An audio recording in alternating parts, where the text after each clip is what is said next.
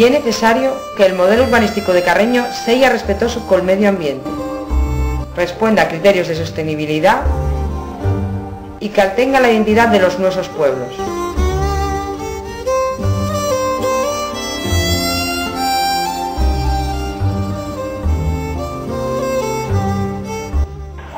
Hay que preservar la zona rural como un bien a conservar en sí mismo, respetando la actividad agrícola y ganadera en convivencia con la residencial.